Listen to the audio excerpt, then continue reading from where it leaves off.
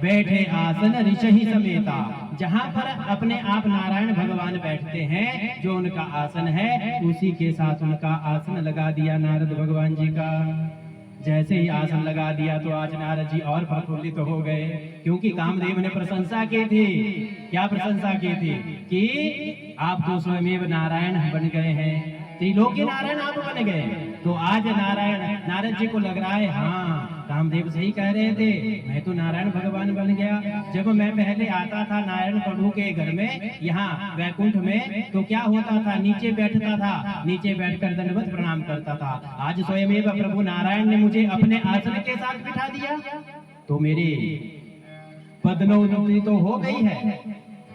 जब हो गई तो क्या हुआ, अब अभिमान और बढ़ गया नारद जी का।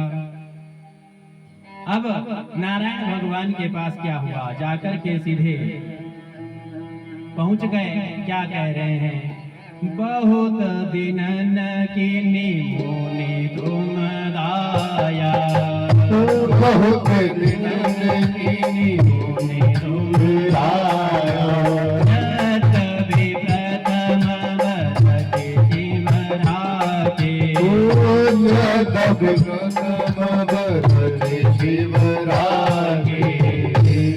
बहुत दिनों बाद दया की है आपने, आइए बैठिए और कुछ राम कथा हो जाए। नारायण भगवान कह रहे हैं नारद जी को, कुछ राम कथा हो जाए।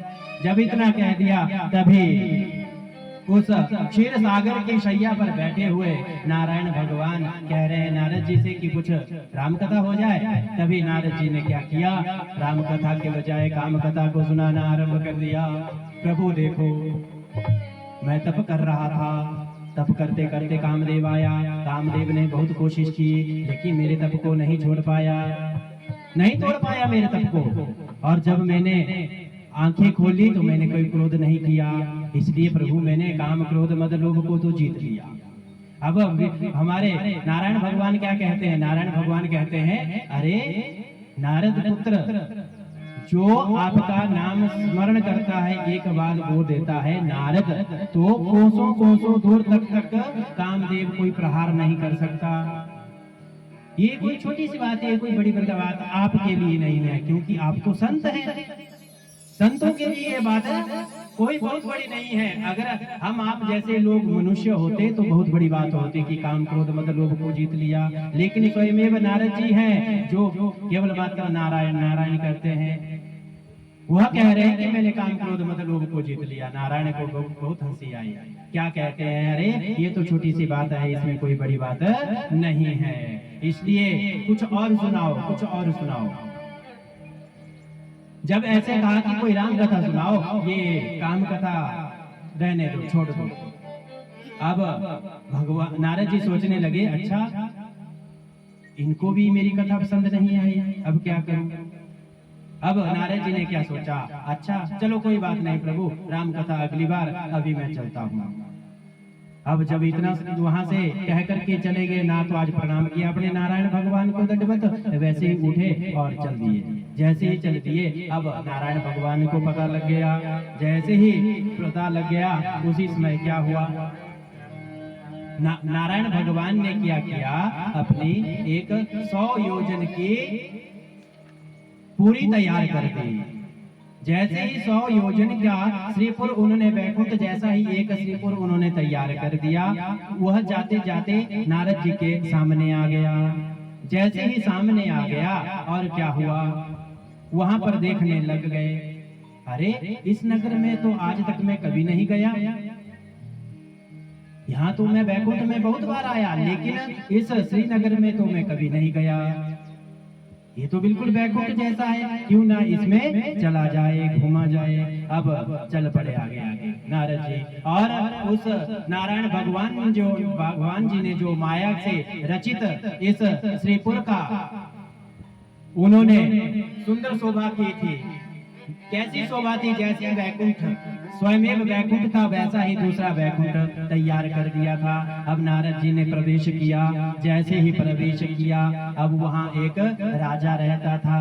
राजा कौन था? शील निधि। और शील निधि के एक सुंदर कन्या थी, विवाह योग्य हो चुकी थी, और उसका आज स्वयंवर था।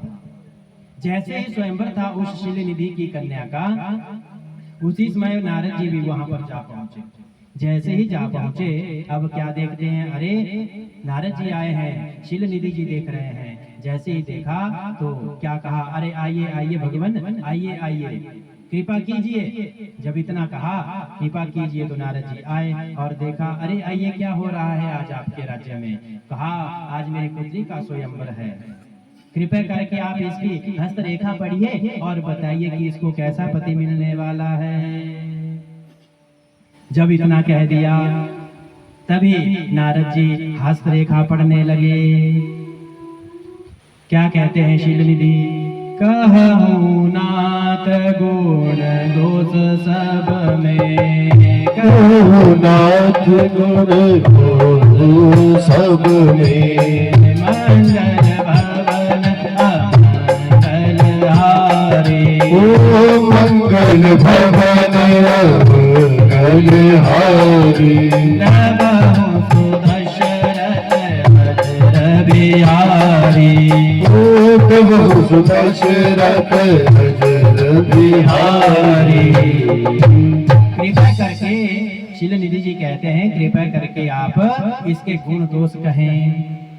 जब इतना कह दिया तो आज नारद जी कहने लगे, और जैसे ही हाथ कन्या ने आगे बढ़ाया तो नारद जी के जो नेत्र थे कन्या के नेत्रों से मिल गए। जैसे ही कन्या के नेत्रों से मिल गए, उसी समय क्या कहते हैं, जो एहि बराए अमर सोई होई, जो ये भरहि अमर सोई होय, अमर को मते चेतना कोई, समर भूमि तेहि जीवन होय, सेवहि सकल चराचर ताहि, सेवहि सकल चराचर ताहि, मायाई शील निधि कन्या जाहि, वरहि शील